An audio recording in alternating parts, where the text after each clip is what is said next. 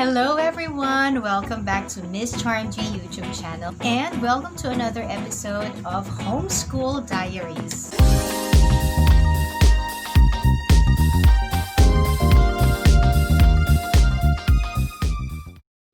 In this video, we're gonna talk about the school at home homeschooling method. What is school at home education method? Let's find out. School at home education is not quite self-explanatory. Although school at home is almost synonymous to traditional schooling, there are still various presentations and understanding to what traditional schooling really means.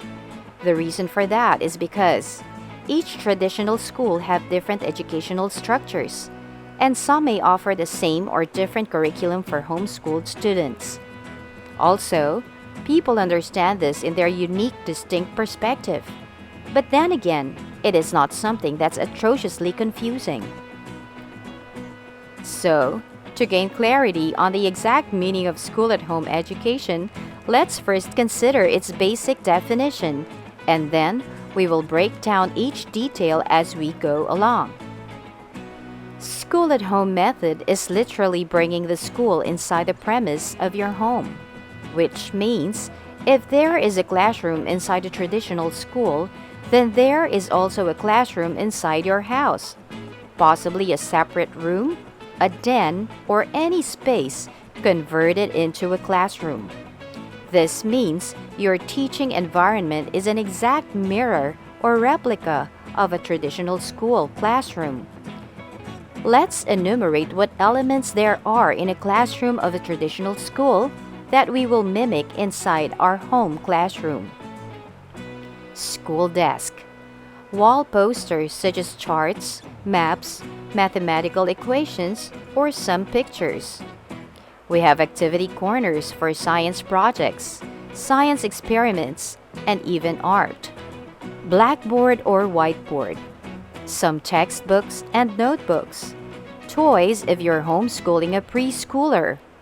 Experimenting table for grade school, art supplies, computer, and most importantly, a teacher. A teacher may be a parent or a tutor or a hired full-time personal educator. Well, that happens in some very well-off families, possibly with royalties, or some other celebrities who prefer this kind of setup. Now, when we say exact mirroring or exact mimicking, then we are referring to a particular traditional school that we would like to copy. This is what makes this even simpler and easier to understand. So, say there is a public school or a private school near you that you want to emulate.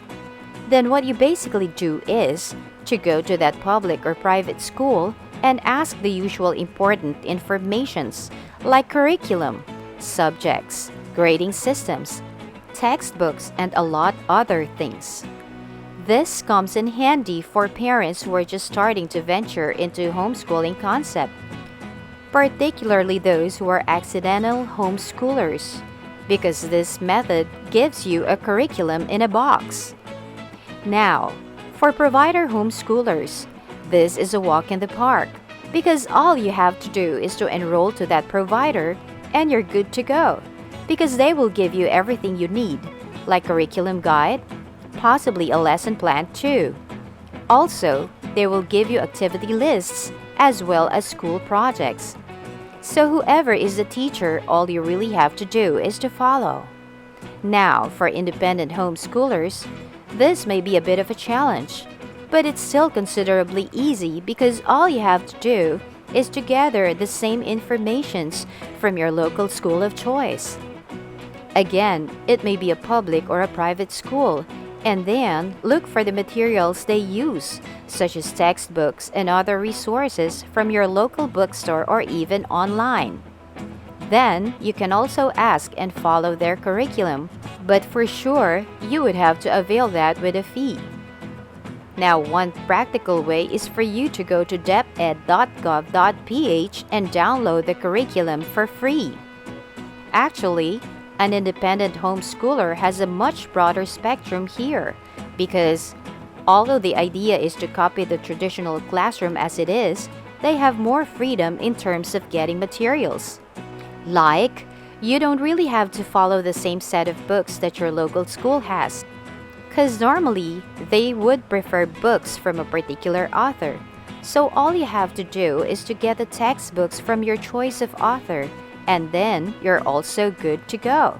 Now, when it comes to activity list, there are also several websites that can give you great ideas for each grade level. The scheduled tests, quizzes, and exams are all up to you, as well as the school projects. In addition, traditional homeschoolers usually utilize a lecture teaching style, and they do regular assessments such as written and verbal exams, quizzes, recitation, assignments, recitals, experiments, and even presentations to track the homeschooler's progress. Also, they have their days solidly scheduled because, like the traditional school, they would have to take up several subjects per day. So why do some parents consider school at home method? There may be a bunch of different reasons, but one of them is because this method is the most familiar structure.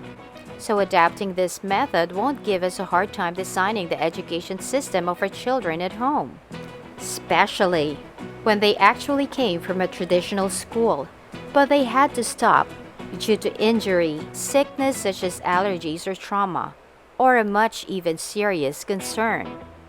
Another reason may be because it's the easiest transition for their kids, because sometimes having a replica of the traditional classroom is more conducive to learning. It solidifies their focus. The discipline is automatic, especially when rules and regulations of a traditional school where the child came from is implemented. This method is also a popular approach for those who are concerned with getting it right, or who appreciate the familiarity and accountability that traditional school provides. Now, let's talk about the benefits of the school-at-home homeschooling style. Number 1, it gives new homeschooling families a touch point for where to begin. Number 2, it provides structure and familiarity to students and parents.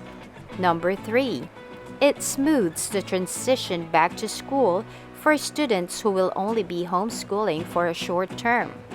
Number 4, record keeping and assessments are straightforward. And number 5, it provides confidence to parents who wonder if they are doing enough. Now, there are obvious differences between a traditional school and a school-at-home setup, but it's not really something of a humongous concern. However, it would be beneficial and ideal to just be open-minded and creative when dealing with these aspects. Number 1, scheduling of subjects. Although the school-at-home student has the same load of subjects per day, the scheduling of subjects need not be the same. They may, in fact, start with whatever subject they feel like as long as they finish all of them in a day. Number 2, activity type and projects. Some activities in the traditional school may not fit the homeschooling setup, like group discussions, group reports, or a group project. The homeschooler definitely needs the resources available and all the help he could get to be able to catch up. Number 3, experiments. There may be some science or art experiments that will require manpower or a little exploring and some adventure. It is really not a problem if they have the time. This could be doable in a mixed-age homeschool. If there are 4 or more siblings in a family, that should be fun. Their age difference should not be a problem as long as they get the results they want. Well, these things can actually be helped. And the advantage of a homeschooler is that the activity is always negotiable. I hope you learned some really good nuggets from this video. Don't forget to like, share, and subscribe to this channel for more homeschooling content. See you on the next one.